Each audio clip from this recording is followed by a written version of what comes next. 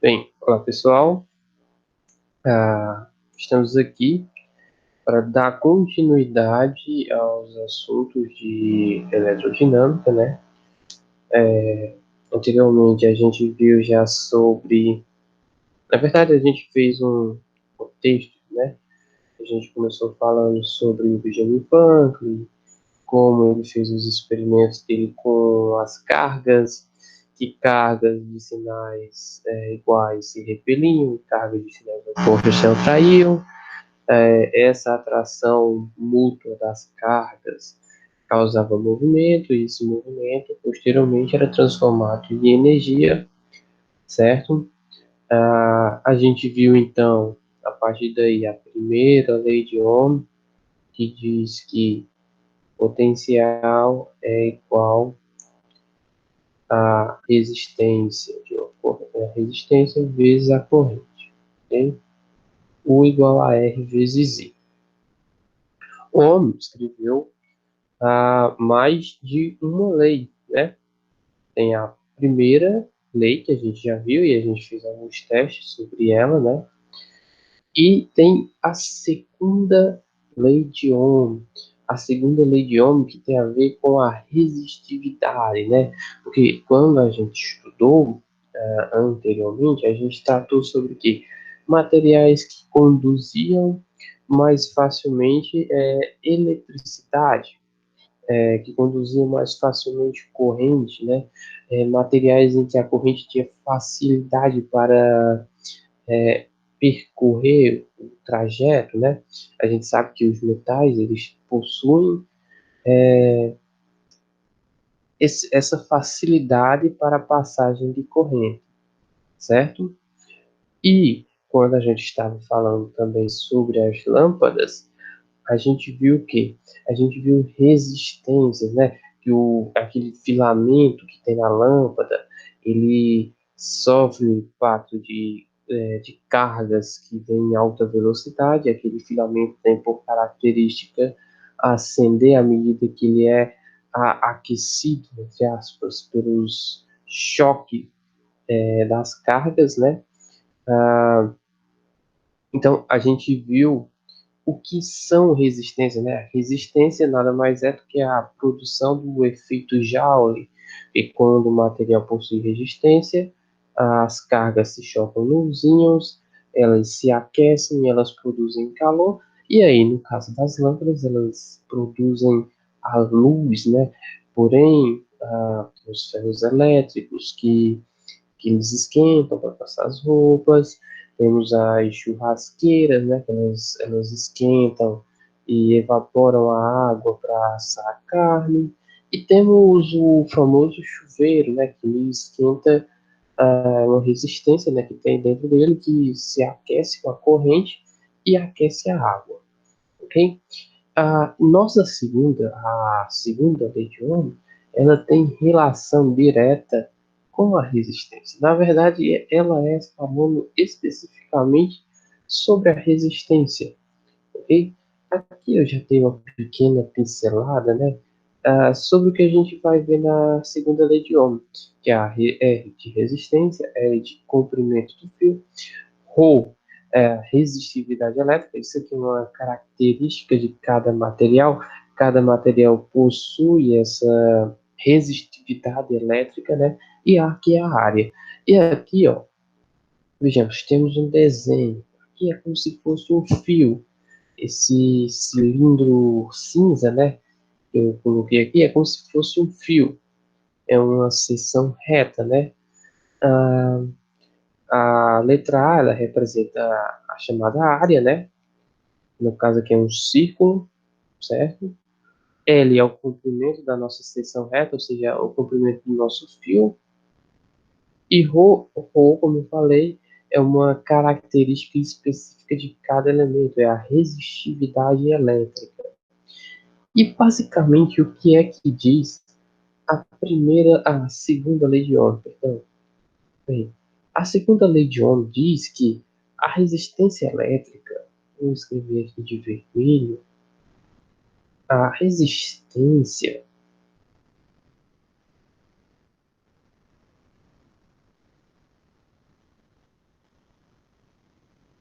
saiu meio errado aqui.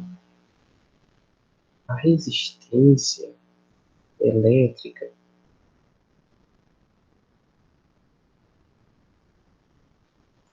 R, né? A resistência é dada pela letra R. De um condutor, de um condutor homogêneo, né? Que a gente está sempre tratando de situações em que o fio é igual em todas as partes. Homogêneo. Uniforme, ele é homogêneo. A gente pode colocar aqui também, ele é uniforme, de seção transversal uniforme, vamos colocar para ficar mais completo. De seção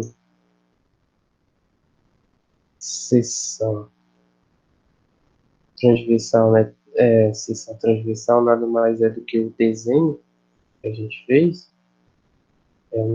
Esse desenho daqui, ele é uma seção transversal. E volta para a caneta, é uma seção transversal uniforme. Uniforme é proporcional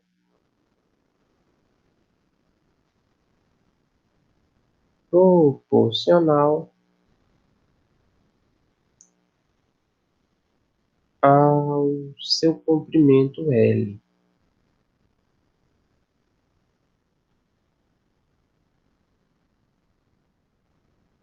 Comprimento L. O que isso quer dizer? A gente está estudando aqui, ó, resistência elétrica. E aí eu estou dizendo que a resistência elétrica de um condutor, ou seja, desse fio aqui, ele é proporcional ao seu comprimento. E mais, e ele é também, ó, ele é também, opa, ele é também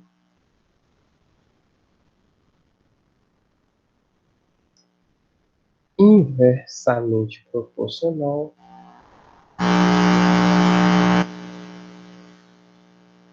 inversamente opa,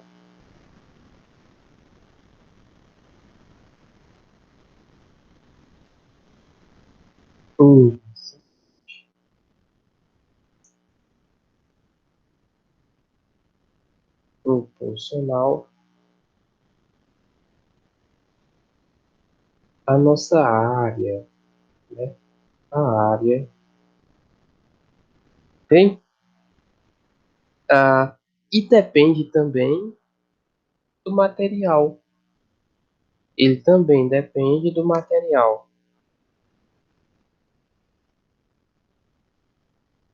Depende do material.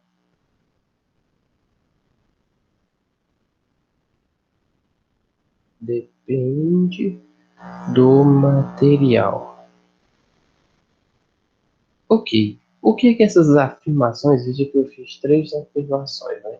A resistência elétrica é R de um condutor homogêneo de seção transversal uniforme é proporcional ao seu comprimento. Ele é também inversamente proporcional à área e ele também depende do material. O que isso quer dizer? Bem, a nossa resistência, veja, vamos supor que isso aqui seja o filamento de uma lâmpada que vai acender. Veja, a resistência daquele filamento dependerá do tamanho, do comprimento dele. Vamos supor que essa caneta que eu estou segurando, a caneta que você está fazendo as anotações, ela é um filamento de uma lâmpada. Você consegue notar que a resistência, que ela é uma resistência, né? Vai depender do tamanho, ou seja, do comprimento da sua caneta, ok? Além disso, vai depender também do material que é feito sua caneta. Porque veja, há materiais que a corrente passa mais facilmente. certo? Se ela passa mais facilmente, não terá uma resistência tão grande. Pelo contrário, se temos um material que as cargas têm dificuldade em passar, elas vão se chocar, né? Ou seja, a resistência vai ser maior. E tudo isso é inversamente proporcional à área do filamento, certo?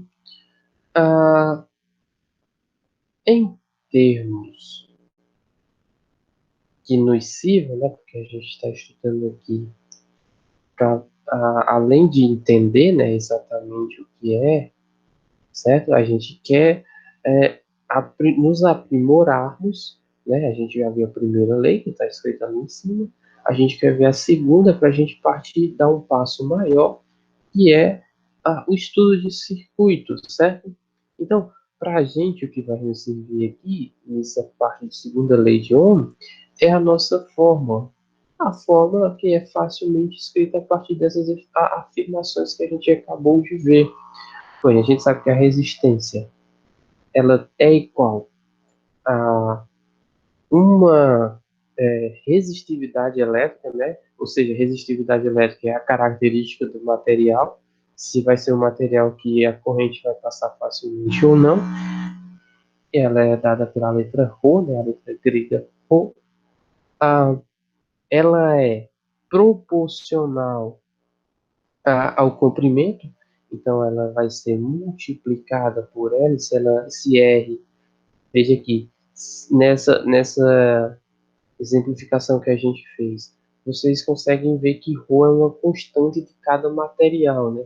A resistividade é uma característica de cada material.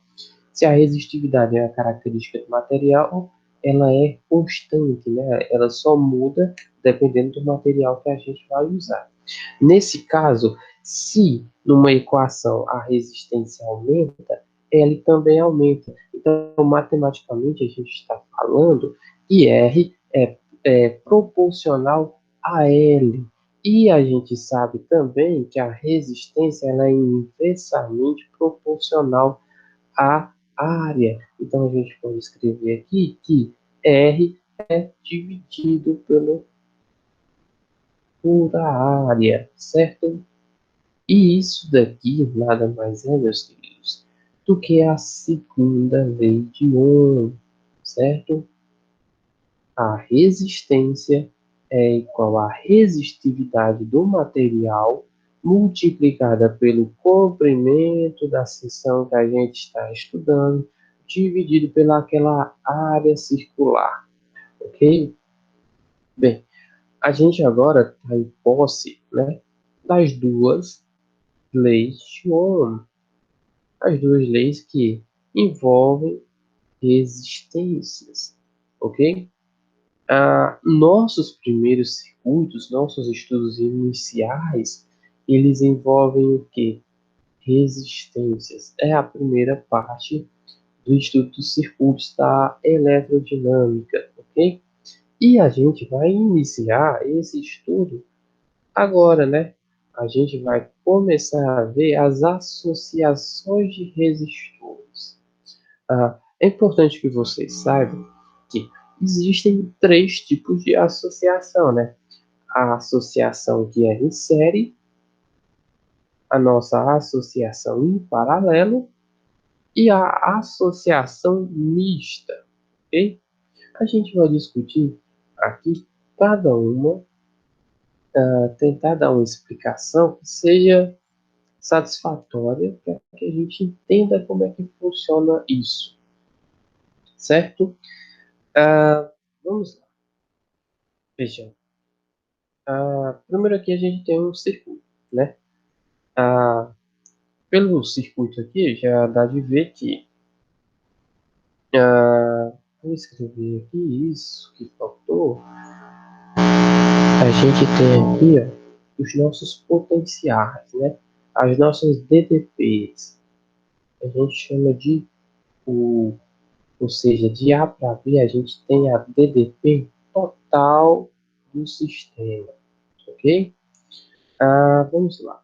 Aqui eu tenho uma bateria, né, uma pilha, que ela produz, né, quando elas Quando o polo positivo é ligado pelo fio ao polo negativo, eles vão produzir uma corrente elétrica, certo? Até aí tudo bem. Primeira coisa, essa corrente, ela vai seguir, a gente vai representar ela pelo sentido convencional. A gente vai dizer que a corrente, ela vai sair do polo positivo e vai para o polo negativo. Isso é o sentido convencional. O sentido real é do negativo para o polo positivo. Recebe o polo negativo e vai para o polo positivo. Mas a gente, para as nossas questões, a gente adota o sentido convencional, que era o que se acreditava antigamente, né? Ou seja, a corrente convencional sai do positivo e vai para o negativo, ok? Aqui tem uma pequena definição aqui em cima, né, sobre a associação de resistores em série. Diz que dois ou mais resistores, onde no circuito há apenas um trajeto para a corrente. Ou seja, para a corrente sair do positivo e ir para o negativo, há apenas um caminho, e esse caminho envolve os três resistores. Ok? Em questões de resistores, eu sempre gosto de escrever de uma forma mais clara o que está acontecendo, né? Vamos lá. Eu posso escrever isso, esse mesmo circuito, de outra forma. Eu deixei aqui não escrever antes para podermos fazer ele junto. Veja, eu tenho aqui, ó. Opa, sai daqui, pronto. No ponto A, né? E no ponto B, certo? Aqui, de A para B, é o total, né? Nossa diferença de potencial U.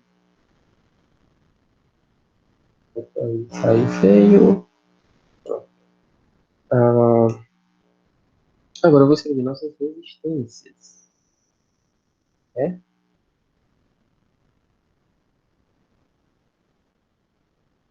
Vocês conseguem notar que aqui é esse mesmo sistema, só que simplificado, né? Aqui a gente tem R1, aqui a gente tem o R2, e aqui a gente tem o nosso R3. Ok? Bem, aqui ainda eu posso afirmar outras coisas, como que para corrente, veja, temos aqui uma corrente, né? Temos uma corrente I, certo? A corrente, ela vai passar por esses resistores. A gente sabe que a corrente, para que haja corrente, tem que haver diferença de potencial entre dois pontos. Então a gente pode subdividir isso daqui. Ah, da corrente sai de A e vem para cá, e para cá, e vai para B. O que isso quer dizer? Quer dizer que eu posso escrever a corrente como sendo algo assim, ó.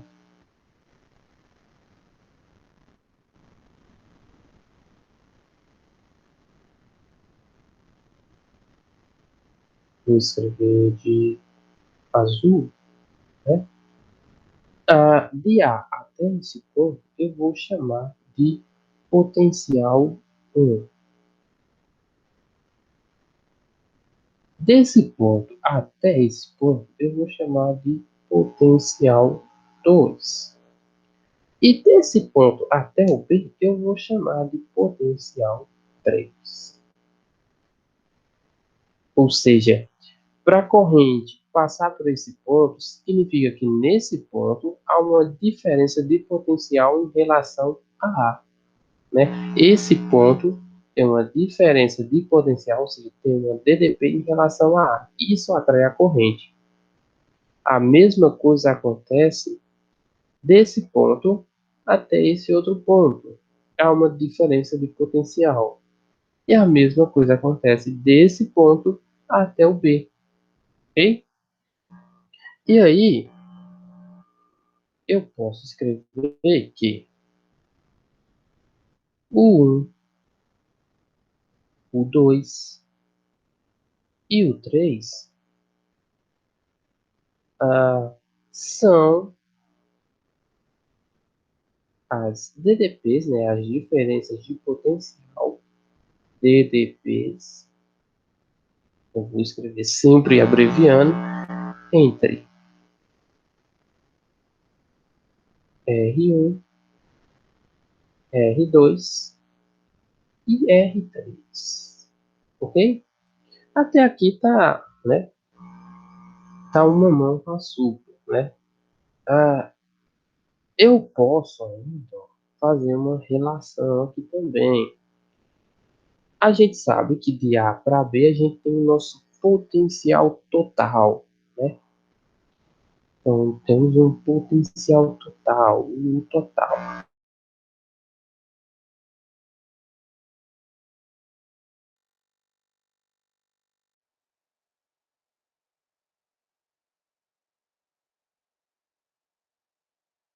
Então eu vou escrever isso daqui, ó. É o U mais o 2 mais o 3. Ok? Agora a gente vai ficar, a gente guarda isso daqui e vamos trabalhar com a primeira lei de Ohm, né? Quem viu as aulas anteriores lembra que eu falei que a primeira lei de Ohm ela era importante para o estudo da eletrodinâmica, né? Pela primeira lei de Ohm, lei de Ohm,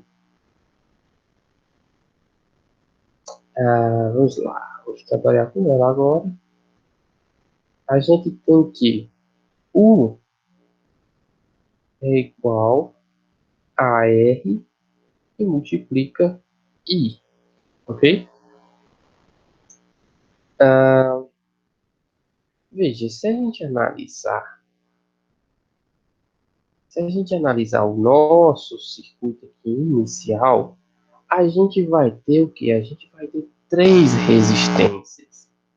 Então, para eu colocar na primeira lei de Ohm, eu não posso considerar apenas essa resistência. Essa resistência aqui, ó, essa resistência é como se fosse uma resistência total do sistema.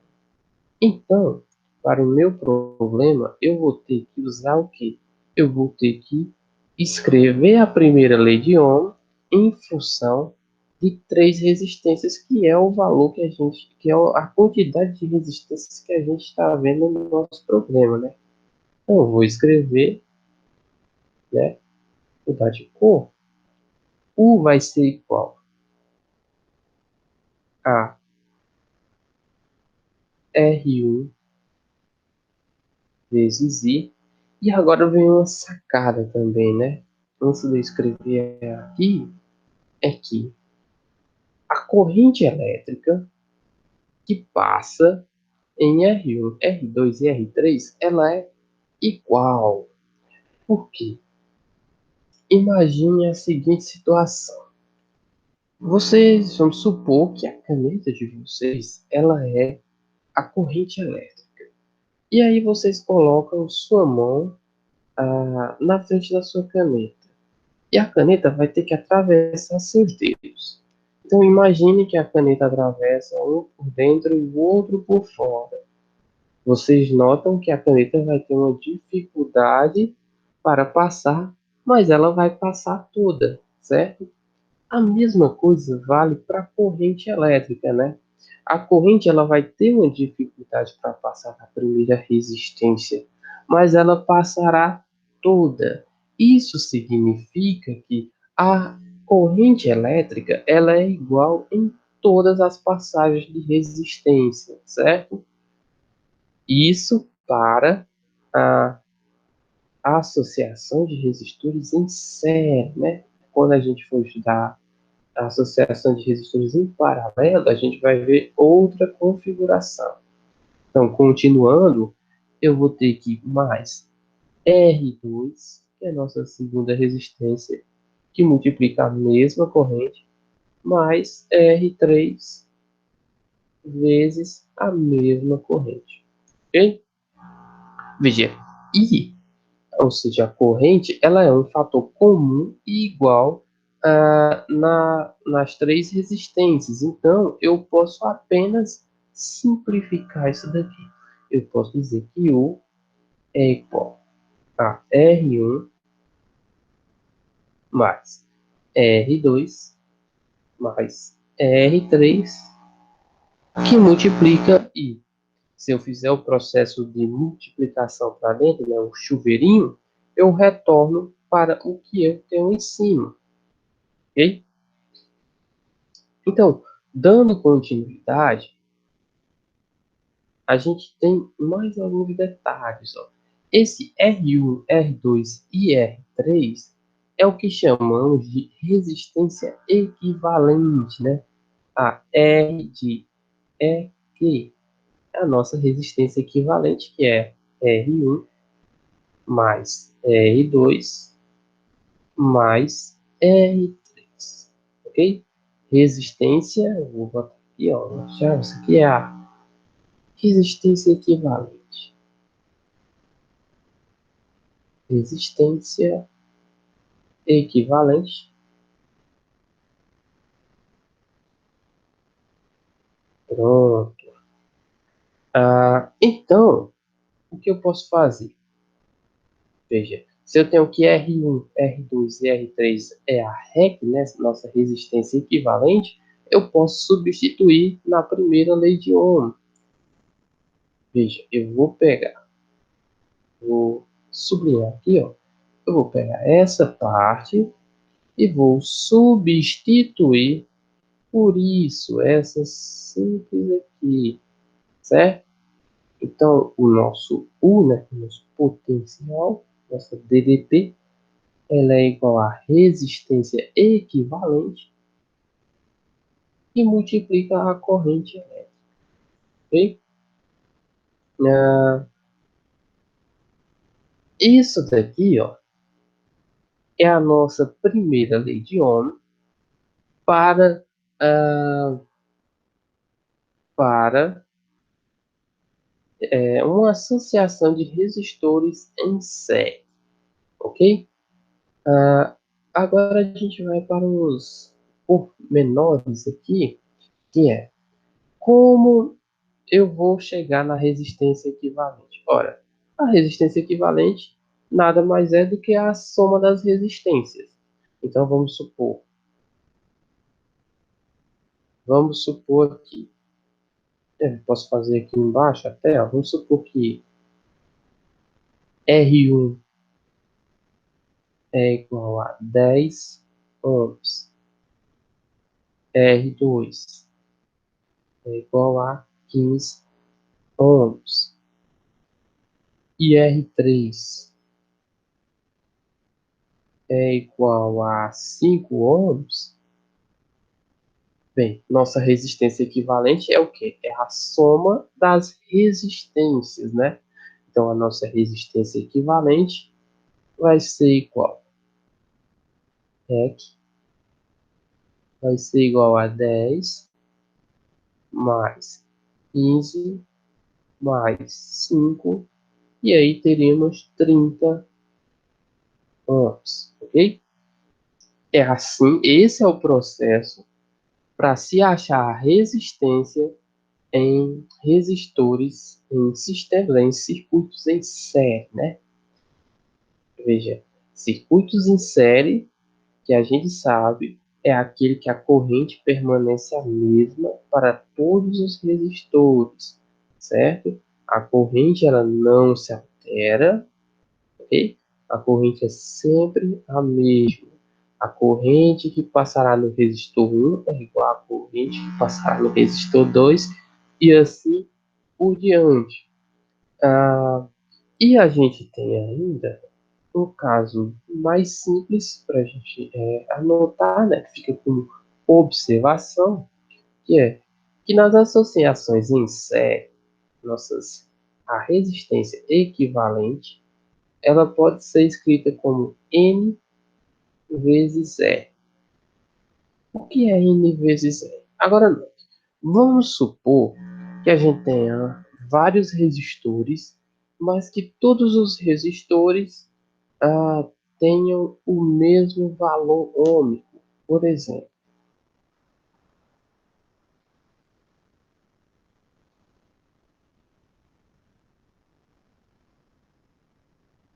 por exemplo, eu tenho uma resistência aqui, ó, outra resistência aqui, mais uma resistência. Ou seja, eu tenho quatro resistências. Todas elas valem 5 ohms, né? 5 ohms, 5 ohms e 5 ohms. Quando todas as resistências forem iguais, notem, se todas as resistências forem iguais e eu for somar, eu vou ter 5 mais 5 mais 5 mais 5, né? Eu vou ter 5 quatro vezes. Eu posso fazer a soma? Posso somar como no exemplo daqui, ó. Para achar a nossa resistência equivalente. Posso somar, será a mesma coisa, mas eu simplesmente posso pegar o número das resistências, né?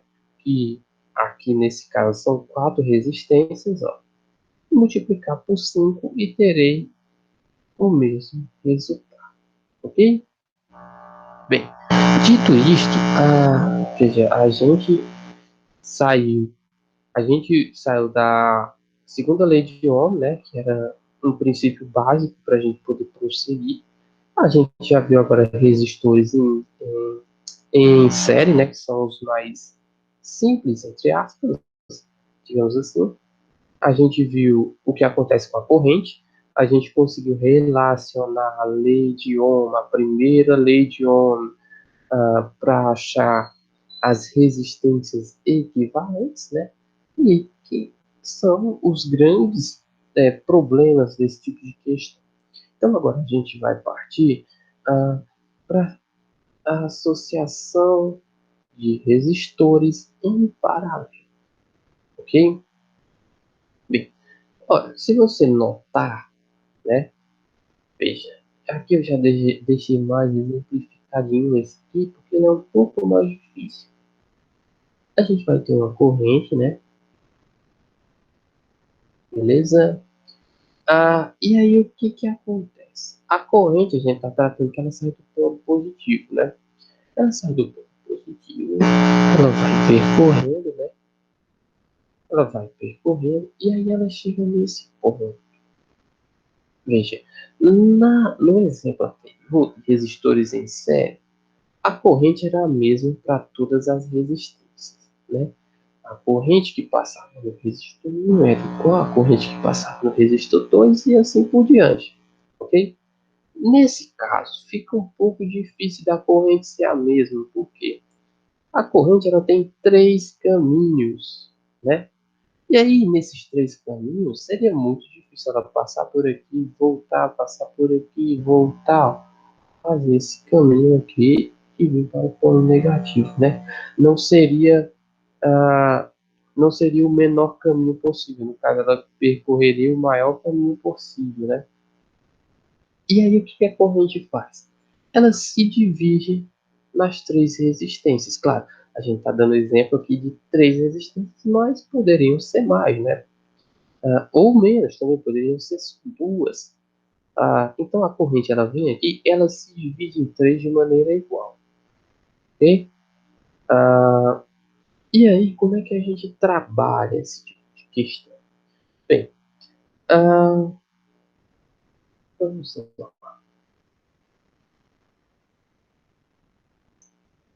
A gente pode redesenhar, né, aqui também.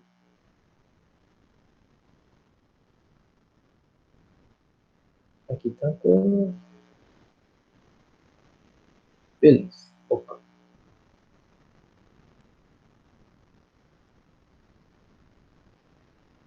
Vamos fazer um pequeno desenho, né? Que fica mais A sacada de questões que envolvam resistências é sempre tentar desenhar, porque quando você for fazer suas questões, geralmente terão circuitos que necessitarão desses recursos, né?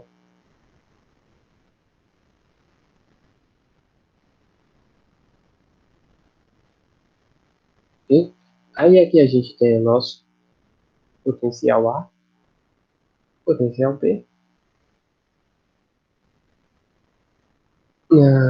Aqui a gente tem o nosso R1, R2 e R. Veja, eu tenho uma corrente I que sai daqui, aqui é o ponto positivo, né? Aqui é o ponto negativo, a corrente sai daqui. A corrente que sai daqui é uma corrente I, né? A corrente que chega aqui é o nosso I. A corrente daqui é o nosso I2. E a corrente do resistor 3 é o I3. Ou seja, agora a gente tem três correntes diferentes. Quando essas correntes passarem por esses resistores e chegarem aqui em B, elas voltarão a ser apenas a corrente inicial. Ok? Bem, agora a gente vai de novo trabalhar com a primeira lei de Ohm, né? Analisar o circuito e saber os caminhos da corrente é interessante, mas a gente precisa mesmo entender como funciona a matemática disso. Vamos lá. A gente sabe pela primeira lei de Ohm, né?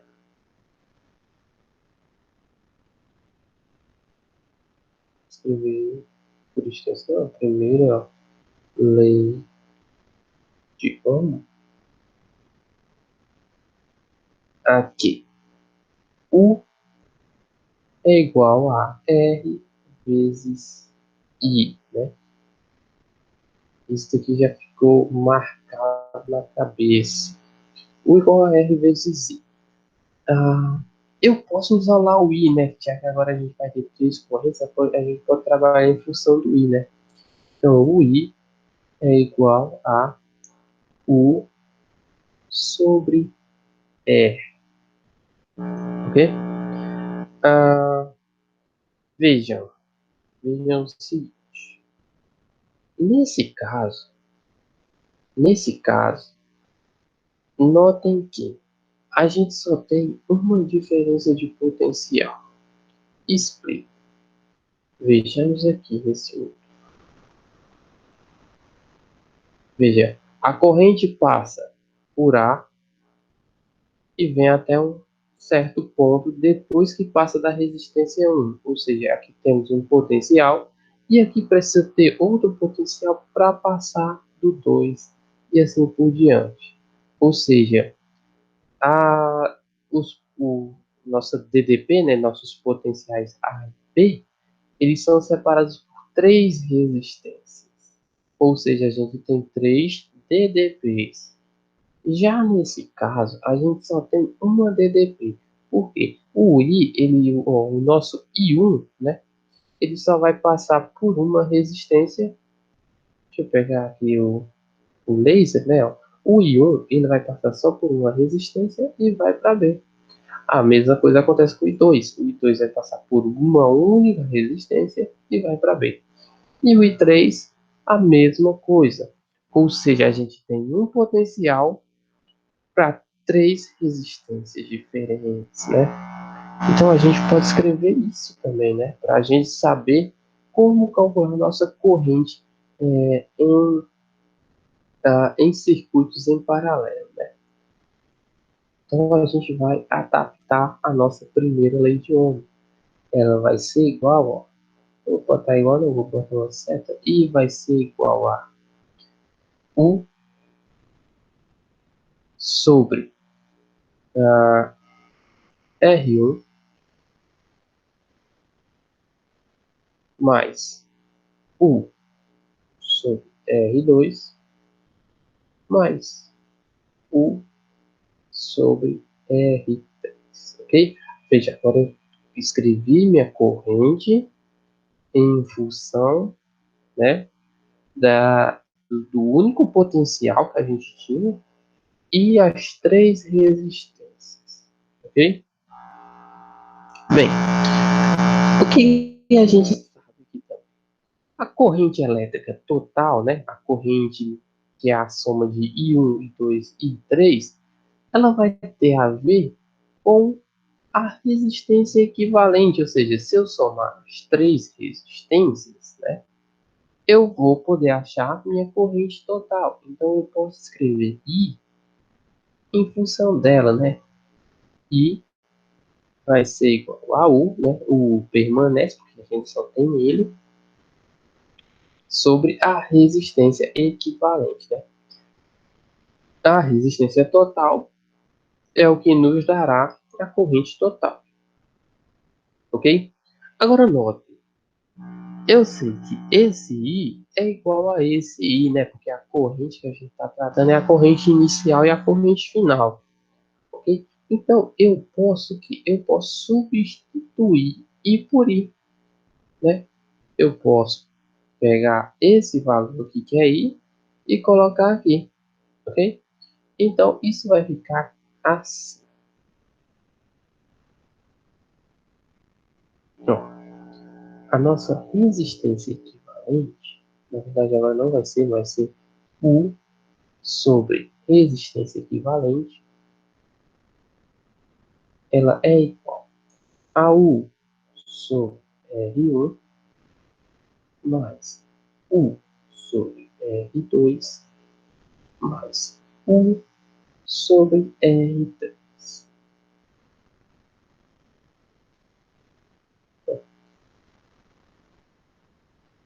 Ok? Bem, eu posso simplificar isso, né? Veja, eu tenho numeradores e denominadores, né? Eu posso simplificar meu numerador U. Eu posso dividir tudo por U, né? Já que esse U ele é o mesmo para todos. Então, simplificando, não vou me aprofundar na parte matemática, eu vou apenas simplificar. Simplificando, a gente vai ter que,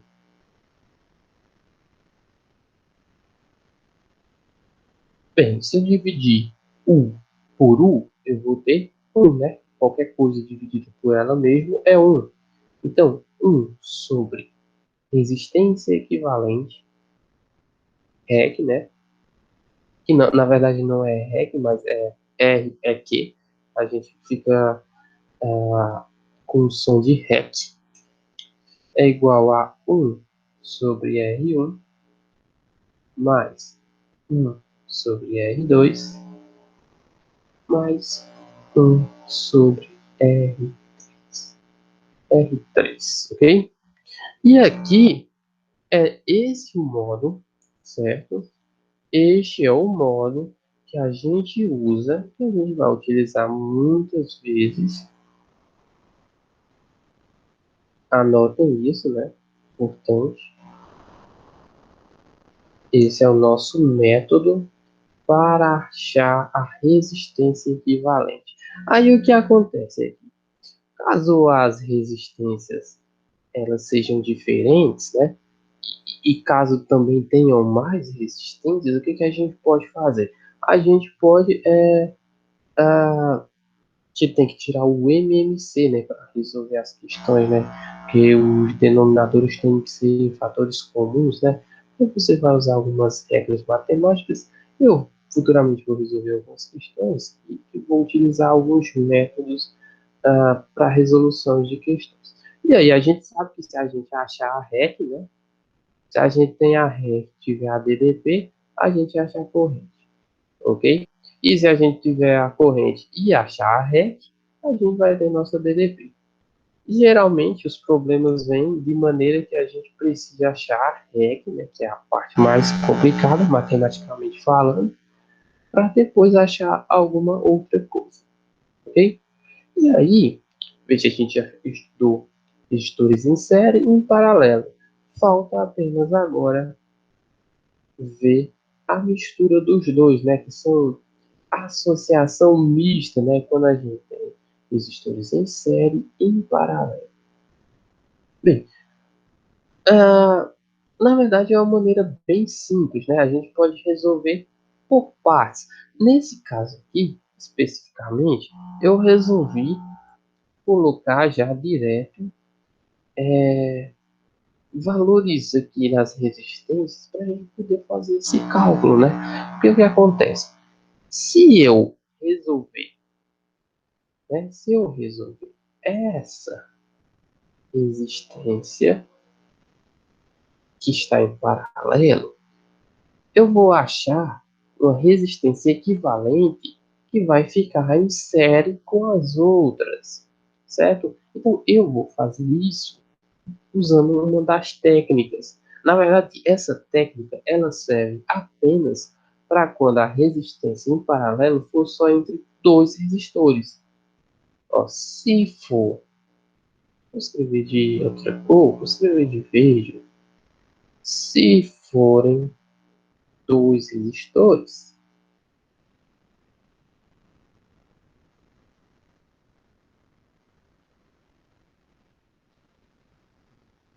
dois pontos. Se forem dois resistores, eu posso fazer a seguinte analogia. GG, eu tenho 30 e 60, eu posso multiplicá-los e dividir pela soma de ambos, né?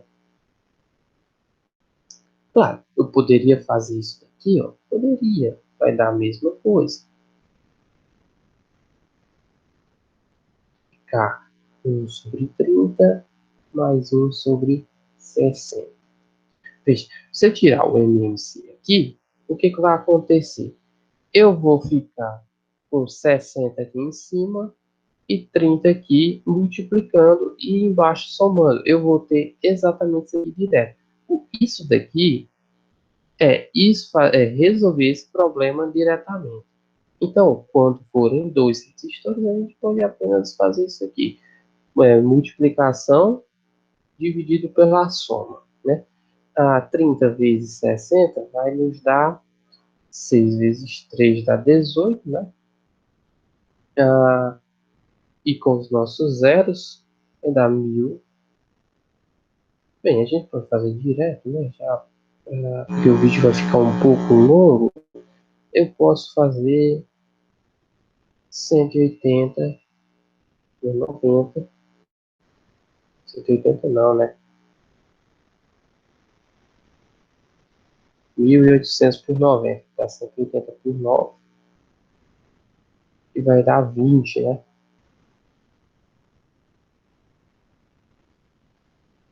Ok? Ok. Então, eu sei que o valor disso, o valor disso daqui, dessa resistência equivalente, é 20 ohms. Então, eu posso reescrever, né, o meu circuito. Escrever aqui, ó. Tem uma resistência, outra aqui, outra aqui, outra aqui. São quatro, né? Um, dois, três, quatro. Ok. Aqui é o meu ponto A, aqui é o meu ponto B.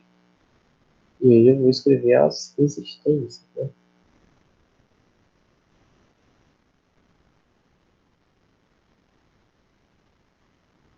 Opa, faltou uma, né?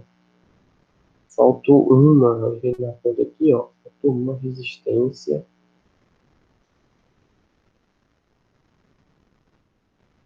Pronto. Então, quatro resistências. E agora eu vou repeti-la, né? A primeira aqui é a 70 ohms. A segunda é 20 ohms, né? Que a gente achou, a nossa resistência equivalente do que estava em paralelo. Então, a, a terceira é 100 e a quarta é 110. E aí, o que a gente faz para achar a resistência equivalente de circuitos em série, né? Porque a gente transformou o nosso circuito misto em um circuito em série. O segredo é sempre transformar o circuito em um circuito que esteja em série, né? A gente pega lá os circuitos em paralelo, a gente faz aquela soma para ficar um circuito em série, né? A mesma coisa a gente faz no circuito misto. A gente transforma a parte paralela em série e a partir do momento que ela fica em série, fica muito simples de resolver e a gente precisa apenas somar, né? Então a resistência equivalente vai ser 70 mais 20, que dá 90, mais 100, que dá 190, mais 110 que nos dará 300 ohms, ok? Então, por hoje é apenas isso, né? Futuramente a gente vai fazer outras questões resolvendo, né? A gente não vai só explicar a parte teórica, vai se resolver. E por hoje é só. Então, até a